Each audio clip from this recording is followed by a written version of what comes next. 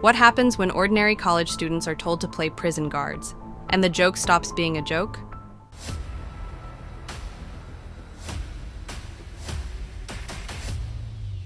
In the summer of 1971, a psychology study at Stanford University set out to test how people follow roles. The plan was simple: make a mock prison in the psychology building's basement, recruit volunteers, and watch what happened. What followed lasted only 6 days, but the results haunted the world for decades. Philip Zimbardo, the lead psychologist, assigned volunteers to either be guards or prisoners. The rules were clear. The boundaries were not within hours. The guards invented punishments. The prisoners began to break down, and the experiment stopped being safe.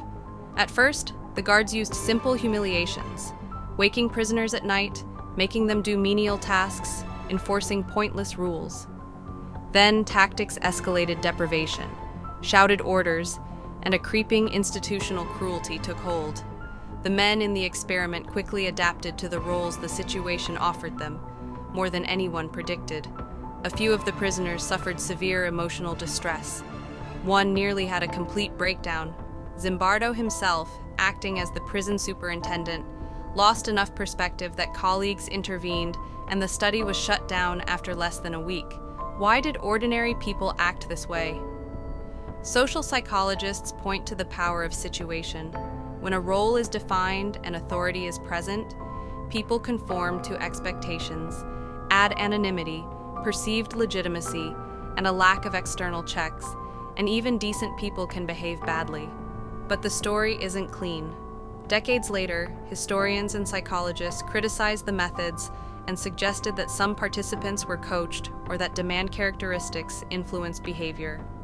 Still, the experiment forced a global conversation about ethics, authority, and how institutions shape behavior. So what does this mean for us now? Look around. Uniforms, systems, and settings still nudge people into roles. The Stanford case warns that systems, not just individuals, create cruelty. The antidote isn't simple, but awareness is the first step. If this surprised you, hit subscribe.